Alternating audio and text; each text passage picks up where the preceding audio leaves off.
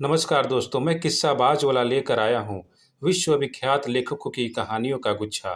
दोस्तों, अगर हमारी कहानी आपको पसंद आए तो इसे लाइक, सब्सक्राइब और शेयर जरूर करें। तो आइए बिना देर किए शुरू करते हैं आज की कहानी। कहानी का शीर्षक है पहले कौन। मेवाड़ और मारवाड़ में परस्पर बहुत वैर बढ़ गया था। बात लगभग 300 वर्ष पुरानी है। मेवाड़ की सीमा पर जोधपुर राज्य का एक गढ़ था। गढ़ खंडर हो गया है और खंडरों का नाम क्या। जोधपुर अपनी आन पर था और मेवाड़ अपनी बान पर। उस गढ़ पर दोनों का अपना अपना दावा था। एक का 500 वर्ष पुराना तो दूसरे का 700 वर्ष पुराना। गढ़ का स्वामित्व कभी मेवाड़ के हाथ में रहा तो कभी जोधपुर के हाथ में। गढ़ का और कोई महत्व न था।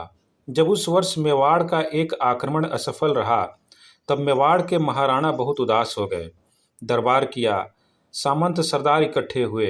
महाराणा ने अपनी वेदना व्यक्त की। तुरंत दो सरदार खड़े हो गए, एक सिसोदिया और दूसरा हाड़ा।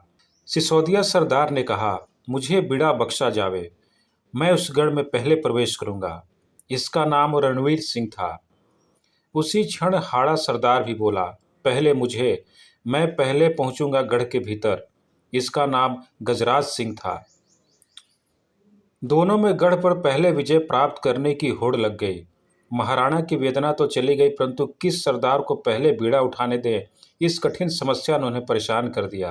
अंत में महाराणा ने निर्णय किया कि दोनों एक साथ बीड़ा उठा लो।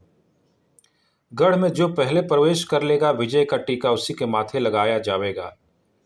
दोनों ने मान लिया और सोने के थाल में से एक साथ पान के बीड़े उठा लिए।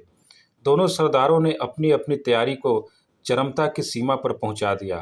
कौन पहले पहुंचकर गढ़ का फाटक तोड़े और भीतर प्रवेश करे, इस होड़ में दोनों कुछ समय उपरांत तक एक साथ गढ़ के निकट जा पहुंचे। जोधपुर की ओर से भी तैयारी थी, परंतु उस प्रचंड आक्रमण की जोधपुर के गढ़ के नायक को आशंका न थी, जिसका सामना उसे करना पड़ा। मेवाड़ के उन सरदारों ने गढ़ को चारों ओर से ऐसा घेरा कि जोधपुर से कुमुक का प्राप्त करना संभव हो गया। और एक दिन आया कि जब गढ़ के फाटक पर ही जोर शोर से युद्ध हो गया। तोपों तथा बंदूकों की धाएं धाएं और साएं साएं कुछ देर के बाद शिथिल पड़ गई। इधर तलवारें चमकने लगी, उधर गढ़ के ऊपर से निवारण के उपाय किए जाने लगे। कवच, झिलम और टोप से ढके रणवीर सिसोदिया और गजराज हाड़ा ने अपने अपने हाथी को गढ़ का फाटक तोड़ने के लिए एक साथ जा अड़ाया। दोनों के हाथी, जो लोहे के मोटे तवों से प्रक्षन थे, अपने अपने सरदारों के जोश का साथ दे रहे थे। सरदारों की होड़ ने परस्पर द्वेष का रूप पकड़ा। एक ही राज्य, एक ही सेना और एक ही उद्देश्य के होते हुए भी वे एक दूसरे के अविलंब विनाश की कामना कर उठे। धाड़ धाड़ गजराज के हाथी ने पागलों की भांति ठोकरें दी और फाटक टूट गया। गजराज ने मुड़कर तिरस्कार की दृष्टि से रणवीर को छेद सा डाला। गजराज का हाथी गढ़ के भीतर प्रवेश करना ही चाहता था कि उसके कानों में सिसोदिया के शब्द पड़े, मैं पहले। देखा तो रणवीर के हाथी पर रणवीर का रुंड मात्र था, तड़पता हुआ रुंड और हाथी से छूटने ही वाली लहूलुहान तलवार। हाड़ा ने सामने जो देखा तो हाथी के आगे सिसोदिया का कटा हुआ सिर, उस पर टोप नहीं था। सिसोदिया ने अपना ही सिर अपने हाथ से काटकर उछटा दिया था। इस प्रकार मरकर भी उसने आगे रहने का गौरव पाना चाहा। जब विजय के टीके का समय आया तो महाराणा के दरबार में कोई भी प्रसन्न दिखलाई नहीं पड़ रहा था।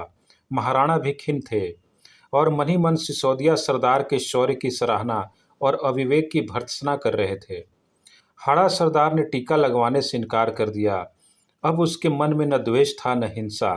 हाड़ा ने विनय की, घणी खमा अंदाता, जिस माथे पर विजय का टीका लगना चाहिए था वह तो यहाँ है ही नहीं। धन्यवाद।